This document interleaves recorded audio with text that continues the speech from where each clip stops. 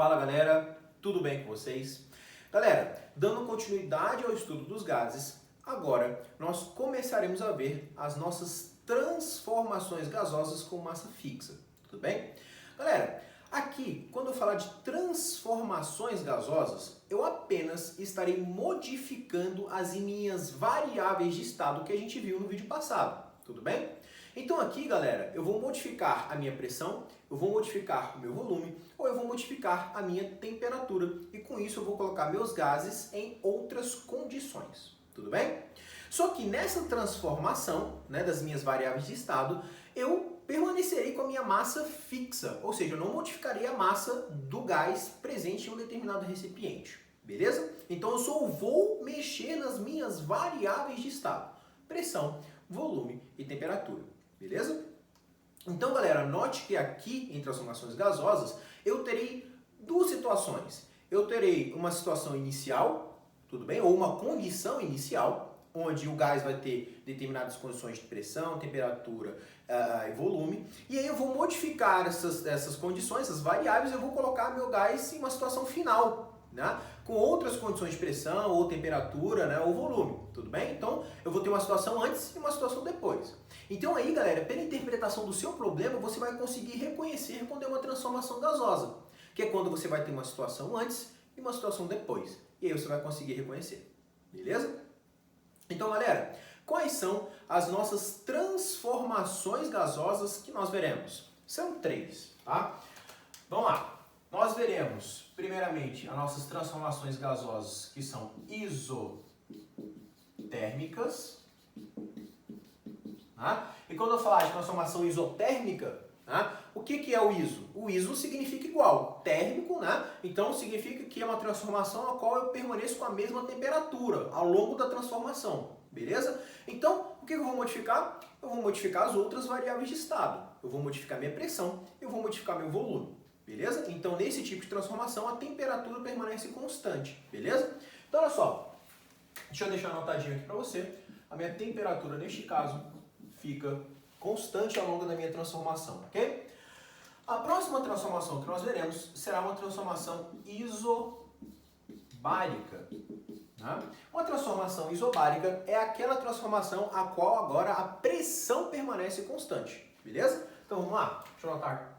Aqui, nossa pressão permanece constante. A pressão é a mesma antes e depois da transformação, tá? E aqui, nós teremos uma transformação, por último, isovolumétrica. Tudo bem? Que também é chamado de isocórica. Tudo bem, galera? E essa aqui é uma transformação gasosa a qual o volume permanece constante. Beleza?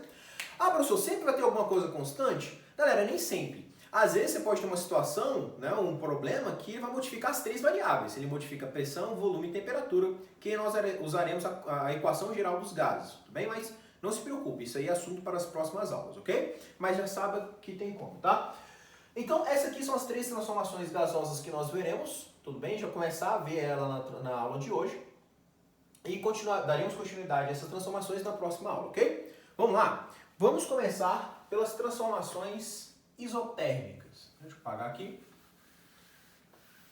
Então vamos começar pelas transformações que são as isotérmicas. Galera, como eu estou falando aqui das transformações isotérmicas, já significa que a nossa temperatura é constante. Então significa que eu vou modificar aí duas variáveis de estado. Quais são? Pressão e volume. Então significa que vai ser uma relação entre a pressão e o volume de um gás ao longo de uma transformação, beleza? Então olha só, aqui eu vou apenas modificar a minha pressão, e o meu volume, Mas de que forma a pressão varia com o volume?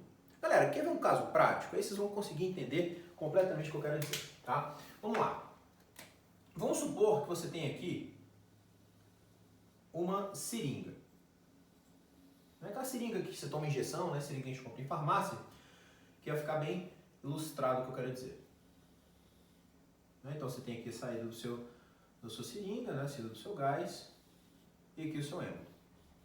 Tudo bem? Por mais que não pareça, é uma seringa, ok? Então aqui, vamos supor que eu tape essa parte de baixo, né? Não deixe meu gás sair. E aí você vai ter, claro, um volume, né? Que eu vou chamar aqui de volume 1, beleza? E aí, galera, vamos supor que eu aumente a minha pressão, ou seja, eu exerça uma pressão sobre esse êmbolo a fim de comprimir esse gás que está aqui dentro. Não sei se vocês já fizeram essa experiência, né? Mas o que vai rolar aqui? Deixa eu desenhar aquela aqui de novo. Tá? Nós teremos agora essa mesma seringa, né? Com o seu êmbolo lá embaixo. Tá? Com a nossa saidinha aqui, tapada. E o que você percebe, galera? Você percebe que esse volume aumentou ou esse volume diminuiu? Perceba que quando eu exerci uma pressão aqui no meu êmbolo, né? Ou seja, eu comprimi esse gás aqui, ele diminuiu de volume. Tudo bem? Então eu tinha um gás aqui e ele diminuiu de volume. Tudo bem, galera? Então significa que se eu aumentar a pressão, eu vou diminuir o volume. Isso significa que é uma relação inversamente proporcional. Aumentei a pressão, diminuiu o meu volume. Tudo bem? Então vamos lá. Isso aqui significa então que o nosso volume 1 é maior do que o volume 2. Beleza? Mas por que eu consigo fazer isso? Por que eu consigo comprimir gás e não consigo comprimir sólidos, por exemplo? É fácil. Lembre que quando você está no estado gasoso, a distância entre as partículas gasosas é muito grande. Lembra que uma está bem distante da outra? Isso significa que você pode comprimir elas, você pode aproximar essas partículas gasosas com o aumento da pressão. Então, aumentou a pressão, você aproxima essas moléculas, então você tem essa liberdade de modular essa distância. Beleza? Então, vamos lá. Isso significa, então, escrever aqui embaixo, que eu posso escrever isso aqui de forma matemática, de pressão vezes volume igual a uma constante. Tudo bem? Deixa eu colocar essa constante aqui de outra cor, tá? Então, um valor numérico constante, tá, galera? Não precisa se preocupar com ele, tá? Eu só vou ver aqui minha relação entre pressão e volume, tá? Eu só quero que você saiba que isso aqui é constante. Vai dar um valor numérico constante, ok? Então, olha só. Se eu aumentar a pressão, né? Aumentei a minha pressão, o que eu vi aqui que aconteceu com o volume? Meu volume diminuiu. Mas de que forma que o meu volume vai diminuir? Galera, o meu volume vai diminuir na mesma proporção. Tudo bem? Então, na mesma proporção que eu aumentei a minha pressão, o volume tem que diminuir. De forma com que essa multiplicação, ou o produto dessa multiplicação, resulte no mesmo valor.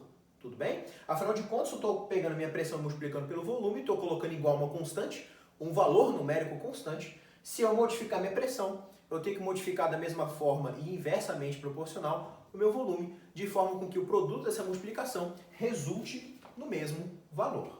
Beleza? Então significa que a relação entre esses caras é inversamente proporcional. Ah, professor, e se eu estiver comparando uma situação antes e uma situação depois? Como é que vai ficar? É tranquilo, galera. Olha só. Eu vou ter então uma pressão inicial vezes um volume inicial, que vai ser igual a uma pressão final vezes um volume final. Essa aqui é a expressão matemática que nós usaremos para poder calcular as condições de um gás no final em uma transformação gasosa que é do tipo isotérmica.